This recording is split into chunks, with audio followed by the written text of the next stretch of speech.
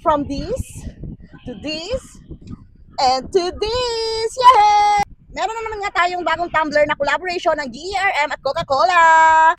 Kaya naman, i-unbox na natin. Ang nagustuhan ko sa kanya is color pink naman siya. Super excited na ako. Alam niyo naman ng mga limited lang yung nilalabas ng GERM at Coca-Cola ng mga design. Wow! So cute! Alam niyo naman na paborito namin na basadan yung vlogger ninyo ang color pink.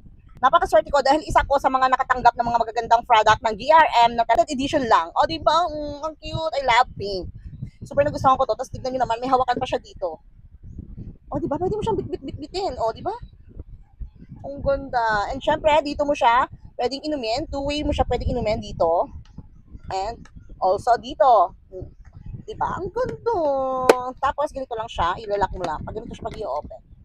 Charan! O ang kagandahan talaga sa tumbler ng Coca-Cola as hindi talaga siya naglilik yung tubig niya. Kahit balibalik na rin ko pa yan, ayan, punong-puno yan ha, punong-puno yan. O diba, napaka-safe. Kahit matumba siya sa loob ng bag mo, hindi mababasa yung laman ng bag mo kasi talagang hindi siya maglilik. Kagandahan pa dito ay madali mo nga lang pala siyang i-open and madali mo lang nga siya linisan. And guys, madali lang siya linisan, natatanggal din nga pala yung kanyang sealing ring. And also, ang natatanggal din nga pala yung kanyang straw. Kaya madali mo nga lang siyang malilinisan. By the way, meron nga pala kayong tatlong color na pwedeng pagpilian. Meron itong white and red and also pink and green. Syempre, katulad ng mga nauna nating tumbler, pwede siya sa mainit and syempre, pwede din siya sa malamig. Kaya naman, kung gusto mo rin ito, mag-order ka na sa aking link na ilalagay dyan sa Yellow Basket dahil alam mo naman na limited lang yung nilalabas ng GERM collaboration with Coca-Cola.